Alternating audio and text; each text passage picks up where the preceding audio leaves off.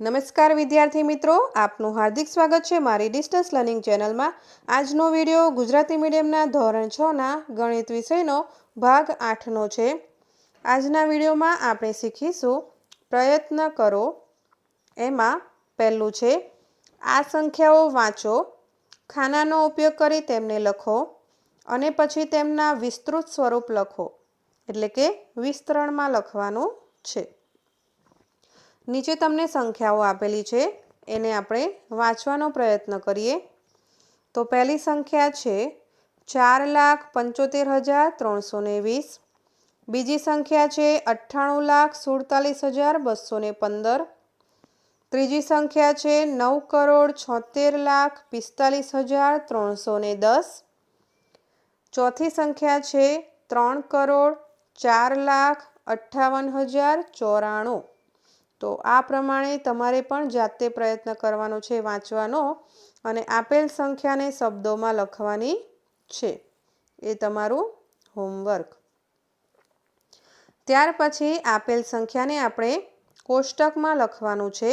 એમાં પહેલી સંખ્યા છે કે જેને આપણે સંખ્યાના સ્થાન પર લખીશું 4,75,320। હવે આ સંખ્યાને આપણે કોષ્ટકની અંદર એક એક અંક લખવાના છે। કેવી રીતે ધ્યાન આપજો। શરૂઆત કરીશું એકમના સ્થાનથી, એટલે કે એકમના સ્થાન પર 0 હોવાથી 0 મૂકીશું, દશકના સ્થાન પર 2 હોવાથી 2 મૂકવાના છે, 100ના સ્થાન પર 3 હોવાથી 3 મૂકવાના છે, હજારના સ્થાન પર 5 હોવાથી 5 મૂકવાના છે, 10,000ના સ્થાન પર 7 હોવાથી 7 મૂકવાના છે, લાખના સ્થાન પર 4 હોવાથી 4 મૂકવાના છે। ત્યાર પછીના બે ખાનામાં કોઈ પણ અંક નથી, એટલે આપણે ડેશની નિશાની મૂકવાની છે। હવે આપેલ સંખ્યાને આપણે વિસ્તૃતમાં લખવાનો છે, એટલે કે વિસ્તરણમાં લખવાનો છે। તો ગયા વિડીયોમાં મેં તમને વિસ્તરણ કરતાં શીખવાડ્યું હતું, એ જ રીત આપણે અહીંયા અપનાવવાની છે। તો શરૂઆત કરીશું લાખના સ્થાનથી। તો લાખના સ્થાન પર 4 છે, તો તેને આપણે લાખ વડે ગુણીશું, એટલે કે 1 લાખ। ત્યાર પછી સરવાળાની નિશાની મૂકવાની છે। બીજો અંક છે 10,000ના સ્થાન પર, એટલે આપણે 7ને 10,000 વડે ગુણવાના છે। ત્યાર પછીનો અંક છે 5, કે જે હજારના સ્થાન પર હોવાથી આપણે એને 1000 વડે ગુણવાના છે। એના પછીનો અંક છે 3, કે જે 100ના સ્થાન પર હોવાથી એને આપણે 100 વડે ગુણીશું। વચ્ચે વચ્ચે સરવાળાની નિશાની મૂકતી જવાની છે। ત્યાર પછીનો અંક છે 2, તો 2ને આપણે દશકના સ્થાન પર હોવાથી 10 વડે ગુણીશું। અને છેલ્લો અંક છે એકમના સ્થાન પર 0, તો આપણે 0ને 1 વડે ગુણીશું। બરાબર। તો આ પ્રમાણે તમારે પણ વિસ્તારમાં કેવી રીતે લખ્યું એ શીખવાનું છે। બરાબર। તો એ પણ તમારું હોમવર્ક। ત્યાર પછીની બીજી સંખ્યા છે જેને આપણે સંખ્યાના સ્થાન પર લખીશું 98,47,215। હવે આ સંખ્યાને આપણે કોષ્ટકની અંદર લખવાની છે। બરાબર। તો એના માટે એકમના સ્થાન ઉપર 5 છે, તો 5 લખવાના છે, દશકના સ્થાન પર 1 છે, તો 1 લખવાનો છે, 100ના સ્થાન પર 2 છે, તો 2 લખવાના છે, હજારના સ્થાન પર 7 છે, તો 7 લખવાના છે, 10,000ના સ્થાન પર 4 છે, તો 4 લખવાના છે, લાખના સ્થાન પર 8 છે, તો 8 લખવાના છે, અને 10 લાખના સ્થાન પર 9 છે, તો 9 લખવાના છે। હવે કરોડના સ્થાન પર કોઈ પણ અંક નથી, એટલે ડેશની નિશાની મૂકવાની છે। હવે આ સંખ્યાને આપણે વિસ્તૃતમાં લખવાની છે।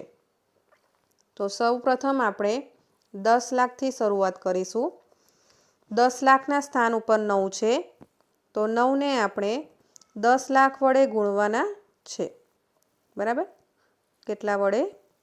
10 લાખ વડે। ત્યાર પછી સરવાળાની નિશાની મૂકવાની છે।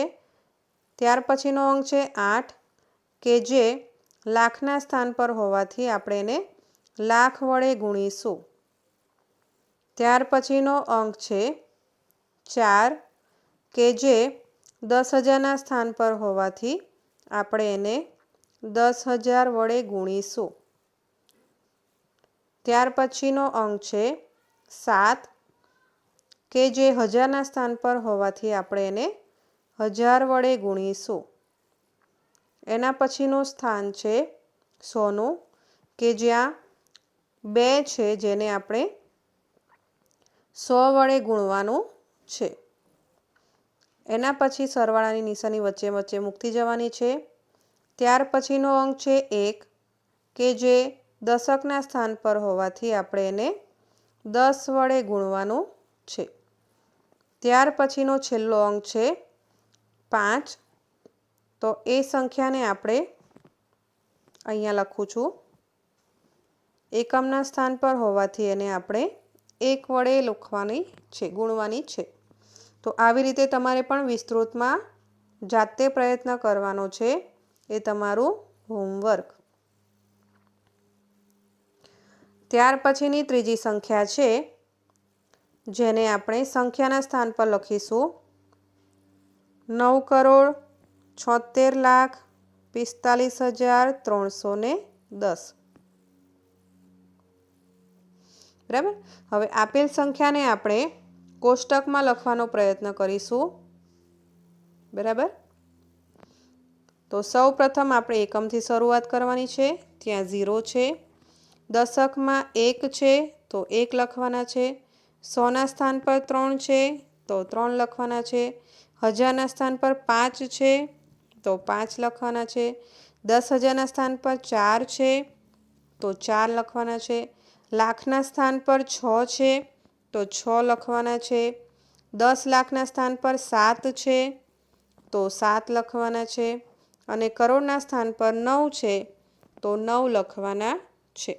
હવે આ સંખ્યાને આપણે વિસ્તૃતમાં લખવાની છે, જે અહીંયા માસે નહીં, એટલે આપણે અહીંયા નીચેથી શરૂઆત કરીશું। તો પહેલો અંક છે 9, તો 9 છે એ કરોડના સ્થાન પર હોવાથી એને આપણે કરોડ વડે ગુણવાના છે। બરાબર, 1 કરોડ। ત્યાર પછી સરવાળાની નિશાની, એના પછીનો અંક છે 7 કે જે 10 લાખના સ્થાન પર હોવાથી એને આપણે 10 લાખ વડે ગુણવાના છે। તમારે શૂન્ય કેટલા છે એ ધ્યાન આપવાનું છે, એકાદ શૂન્ય આગો પાછો થઈ જવો જોઈએ નહીં। ત્યાર પછી છે સરવાળાની નિશાની, 6નો અંક છે એ લાખના સ્થાન પર છે, એટલે કે 6ને આપણે 1 લાખ વડે ગુણવાના છે। ત્યાર પછી સરવાળાની નિશાની, એના પછીનો અંક છે 4 કે જે 10,000ના સ્થાન પર હોવાથી એને આપણે 10,000 વડે ગુણવાનું છે। ત્યાર પછીનો અંક છે 5 કે જે 1000ના સ્થાન પર હોવાથી એને આપણે 1000 વડે ગુણવાનું છે। એના પછી સરવાળાની નિશાની વચ્ચે વચ્ચે મૂકતી જવાની છે। ત્યાર પછી 100નો અંક છે, ત્યાં છે 3, 100ના અંક પર હોવાથી આપણે એને 100 વડે ગુણીશું। સરવાળાની નિશાની, દશકના સ્થાન પર 1 છે તો આપણે 1ને આપણે 10 વડે ગુણવાના છે। અને ત્યાર પછી છેલ્લો અંક છે 0 કે જે એકમના સ્થાન પર હોવાથી આપણે એને 1 વડે ગુણીશું। તો આ પ્રમાણે તમારે પણ વિસ્તારમાં લખવાનું છે। બરાબર, એ પણ તમારું હોમવર્ક। એવી જ રીતે ચોથી સંખ્યા છે એ પણ તમારે જાતે કરવાની છે, જાતે પ્રયત્ન કરવાનો છે અને આપેલ કોષ્ટકની અંદર દરેક અંકો લખીને એને વિસ્તૃતમાં લખવાની છે, એ તમારું હોમવર્ક। બરાબર, ત્યાર પછી છે આપેલ સંખ્યા છે એ સંખ્યામાંથી સૌથી નાની સંખ્યા કઈ છે એ ચેક કરવાનું છે, બરાબર. તો કેવી રીતે ધ્યાન આપજો. દરેકમાં આપણે પહેલો અંક જોવાનો છે 4, 9, 9 અને 3. હવે એની અંદર તમે જોશો કે પહેલી અને બીજી જે સંખ્યા છે એ લાખના સ્થાન ઉપરની છે, જ્યારે ત્રીજી અને ચોથી એ કરોડના સ્થાનની છે.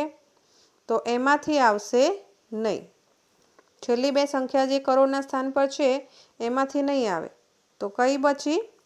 પહેલી બે બચી, લાખવાળી સંખ્યા. તો લાખવાળી સંખ્યામાંથી સૌથી નાની સંખ્યા કઈ છે? તો એ છે પહેલી સંખ્યા, કારણ કે એની અંદર પહેલો અંક છે 4, જ્યારે બીજી સંખ્યામાં પહેલો અંક છે 9. તો 4 કરતાં 9 કેવા છે? મોટા છે, બરાબર. અને આપણને પૂછ્યું છે કે નાની સંખ્યા કઈ છે? તો આપણે લખવાની છે પહેલી સંખ્યા. તો લખવાનું છે 4,75,320, બરાબર. હવે આપણે આ જ સંખ્યામાંથી શોધવાનું છે કે સૌથી મોટી સંખ્યા કઈ છે. તો પહેલી બે સંખ્યાથી લાખની હતી, જ્યારે બીજી બે સંખ્યા હતી કરોડમાં હતી. હવે આ બંને સંખ્યામાંથી આપણે જોવાનું છે કે મોટી સંખ્યા કઈ છે. તો તમે ધ્યાન આપજો, બંનેની અંદર પહેલો અંક જોવાનો છે. એકમાં 9 છે અને એકમાં 3 છે. તો 9 અને 3માંથી મોટો કયો છે? 9 વાળો અંક. તો એ સંખ્યા મોટી થઈ. તો આપણે સૌથી મોટી અંક જે સંખ્યા છે એમાં લખીશું 9,76,45,310, બરાબર. તો તમારે ધ્યાન આપવાનું છે કે કઈ 6 અંકની છે, 7 અંકની છે, 8 અંકની છે. એ પ્રમાણે નક્કી કરવાનું છે કે કઈ નાની સંખ્યા છે અને કઈ મોટી સંખ્યા છે.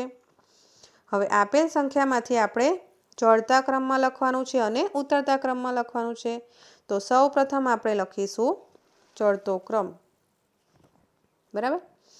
તો ચડતા ક્રમમાં આપણે ધ્યાન આપશું કે સૌથી નાની સંખ્યાથી સૌથી મોટી સંખ્યા તરફ જઈશું, બરાબર. તો સૌથી નાની સંખ્યા છે 4,75,320. તો એ પહેલાં લખીશું 4,75,320. એના પછી મોટી સંખ્યા છે 98,47,215. તો લખીશું 98,47,215. એના પછી મોટી સંખ્યા છે 3,04,58,094. તો એ તમારે લખવાનું છે 3,04,58,094. અને સૌથી મોટી સંખ્યા છે એ લખવાની છે 9,76,45,310. તો આ કયો થયો? ચડતો ક્રમ થયો, બરાબર. તો ઉતરતા ક્રમમાં શું થશે? ઉલટું થઈ જશે. એટલે કે ઉતરતો ક્રમ જે છે એની અંદર નીચેથી ઉપરની બાજુ સંખ્યા લખવાની છે, બરાબર. ઉપરથી નીચે લખશું એ ચડતો ક્રમ અને નીચેથી ઉપર લખશું એ કયો થયો? ઉતરતો ક્રમ થયો. તો એ તમારે જાતે પ્રયત્ન કરવાનો છે, એ પણ તમારું હોમવર્ક, બરાબર. તો આ પ્રમાણે આ પેજ પણ તમારે જાતે લખવાનું છે, તમારું હોમવર્ક. ત્યાર પછી છે પ્રશ્ન નંબર 2. આ સંખ્યાને વાંચવાની છે. વાંચવાનો પ્રયત્ન કર્યા પછી એ સંખ્યાને ભારતીય અને આંતરરાષ્ટ્રીય સંખ્યા લેખન પદ્ધતિમાં લખવાનું છે. તો ધ્યાન આપજો. સૌ પ્રથમ આપણે આપેલ સંખ્યાને વાંચવાનો પ્રયત્ન કરીશું. એમાં પહેલી સંખ્યા છે 5,27,864.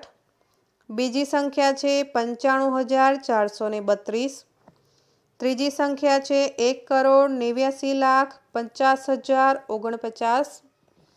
અને ચોથી સંખ્યા છે 7,00,00 ને નથી વાંચવાના, એટલે કે 7,02,509. ફરીથી આપણે રિપીટ કરીએ. આપેલ સંખ્યાને વાંચવાનો પ્રયત્ન કરીશું. 5,27,864, 95,432, 1,89,50,49, 7,02,509. ઝીરોને આપણે કંઈ વાંચી શકીએ નહીં. બરાબર. તો જે પ્રમાણે મેં વાંચ્યું એ પ્રમાણે જાતે પણ તમારે પ્રયત્ન કરવાનો છે અને આપેલ સંખ્યાને આપણે શબ્દોમાં લખવાની છે. તો એ તમારું હોમવર્ક શબ્દોમાં લખવાની છે. ત્યાર પછી આપણને પૂછ્યું છે કે આપેલ સંખ્યાને ભારતીય અને આંતરરાષ્ટ્રીય સંખ્યા લેખનમાં લખવાનું છે. તો હવે ધ્યાન આપજો. સૌ પ્રથમ આપણે ભારતીય સંખ્યા લેખનનો ઉપયોગ કરીશું અને આપેલ સંખ્યાને લખીશું. હવે તમારે ધ્યાન આપવાનું છે કે જ્યારે પણ ભારતીય સંખ્યા લેખન લખીશું તો જે પણ સંખ્યા હશે એની અંદર પાછળથી શરૂઆત કરવાની છે. 3, ત્યાર પછી 2, ત્યાર પછી 2, એટલે કે 3, 2 અને 2 અંક પછી તમારે શું મૂકવાના છે? અલ્પવિરામ કરવાના છે. કેવી રીતે? ધ્યાન આપજો. પહેલી સંખ્યા છે એ આપણે લખીશું 5,27,864. હવે એની અંદર મેં કીધું 3, 2 અને 2.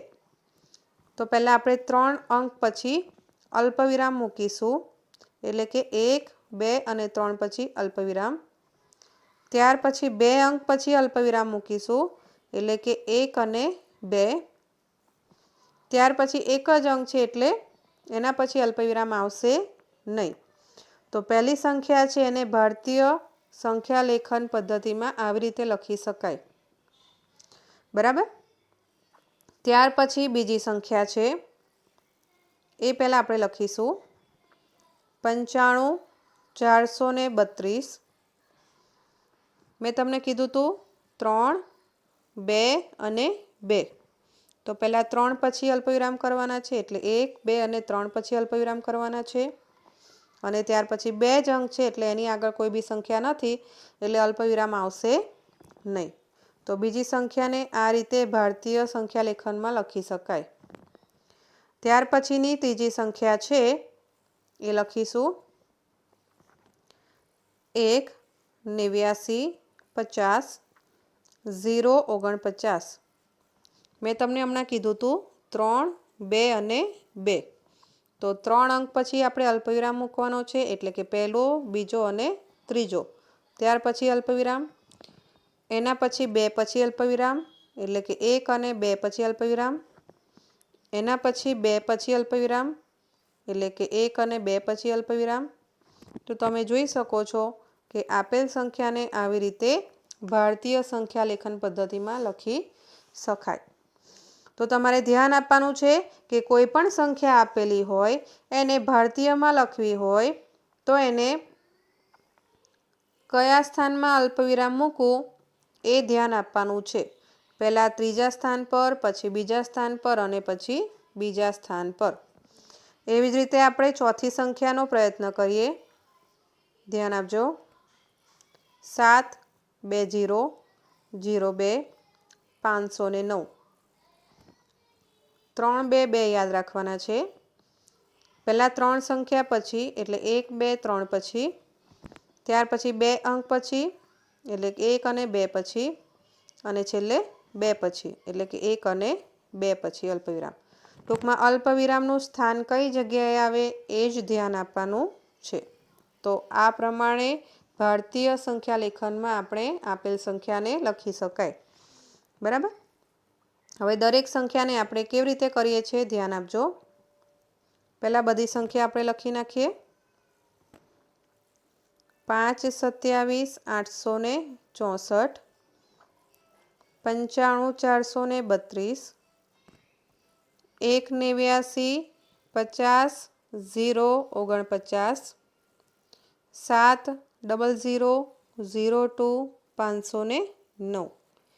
હવે આપણે પ્રયત્ન કરીએ ભારતીય રીતે। મેં તમને હમણાં કીધું હતું 3, 2 અને 2 યાદ રાખવાના છે, બરાબર। તો પહેલી સંખ્યામાં 1, 2, 3 પછી અલ્પવિરામ, 1, 2 પછી અલ્પવિરામ। બીજી સંખ્યામાં 1, 2, 3 પછી અલ્પવિરામ અને 2 પછી કઈ સંખ્યા છે નહીં, કોઈ બી અંક નથી એટલે નથી લખવાનો। ત્રીજી સંખ્યામાં 1, 2, 3 પછી અલ્પવિરામ, 2 પછી અલ્પવિરામ અને 2 પછી અલ્પવિરામ। ચોથી સંખ્યામાં આ 3 અંક પછી અલ્પવિરામ, 2 અંક પછી અલ્પવિરામ અને 2 અંક પછી અલ્પવિરામ। તો તમે જોઈ શકો છો ચારેય સંખ્યાઓને આપણે ભારતીય સંખ્યા લેખન પદ્ધતિમાં લખી। તો આ પ્રમાણે તમારે પણ જાતે પ્રયત્ન કરવાનો છે, એ તમારું હોમવર્ક। ત્યાર પછી હવે આપણે આંતરરાષ્ટ્રીય સંખ્યા લેખન પદ્ધતિમાં લખવાનું છે। તો ચારે ચાર સંખ્યા આપણે લખી નાખીએ। 5, 27, 8, 64 95, 4, 32 189 50 049 70002 509। હવે આપણે જેમ ભારતીયમાં કેવું હતું 3, 2 અને 2 પછી અલ્પવિરામ હતા, બરાબર। હવે આપણે આંતરરાષ્ટ્રીય પદ્ધતિમાં ધ્યાન આપવાનું છે।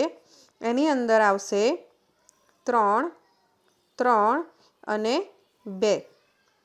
પેલામાં શું હતું 3, 2, 2 હતા ભારતીયમાં, પણ આંતરરાષ્ટ્રીયની અંદર છે 3, 2, 2। પાછળથી આપણે ધ્યાન આપવાનું છે, બરાબર। તો પહેલી સંખ્યાથી શરૂઆત કરીશું 3, 2 અને 2 પછી, એટલે કે આ 3 અંક પછી અલ્પવિરામ, ત્યાર પછી ત્રીજો છે એટલે કે 3 જ અંક છે એટલે કોઈ પણ અલ્પવિરામ આવશે નહીં। બીજી સંખ્યા જોઈશું, એમાં 3 અંક પછી અલ્પવિરામ, ત્યાર પછી 2 જ અંક છે એટલે એક પણ અલ્પવિરામ બીજો આવશે નહીં। ત્રીજી સંખ્યામાં આપણે જોઈશું તો કે 3 અંક પછી અલ્પવિરામ, બીજા 3 અંક પછી અલ્પવિરામ અને 2 પછી, તો 2 પછી કોઈ પણ અંક નથી એટલે આવી રીતે જ આવશે। ત્યાર પછીનું છેલ્લું છે 3 અંક પછી અલ્પવિરામ, બીજા 3 પછી અલ્પવિરામ અને 2 પછી અલ્પવિરામ, બરાબર। અહીંયા 2 જ અંક છે। તો તમે જોઈ શકો છો કે આંતરરાષ્ટ્રીય સંખ્યા લેખન પદ્ધતિમાં આવી રીતે લખી શકાય। તો એ પણ તમારે જાતે પ્રયત્ન કરવાનો છે, એ તમારું હોમવર્ક। તો એના માટે તમારે શું ધ્યાન રાખવાનું છે કે ભારતીય સંખ્યા લેખન પદ્ધતિ હોય એની અંદર 3, 2 અને 2 પછી અલ્પવિરામ આવશે, જ્યારે આંતરરાષ્ટ્રીય સંખ્યા લેખન પદ્ધતિ હશે એની અંદર આવશે 3 અંક પછી 3 અંક પછી અને ત્યાર પછી 2 અંક પછી અલ્પવિરામ આવશે। તો આ તમારે ધ્યાન આપવાનું છે અને જાતે પ્રયત્ન કરવાનો છે આપેલ સંખ્યાને બંને પદ્ધતિમાં લખવાનો, બરાબર। તો આપેલ વિડીયોની અંદર કોઈ પણ પ્રકારની મૂંઝવણ થતી હોય કે પ્રશ્ન થતો હોય તો તમે મને પૂછી શકો છો। ધન્યવાદ।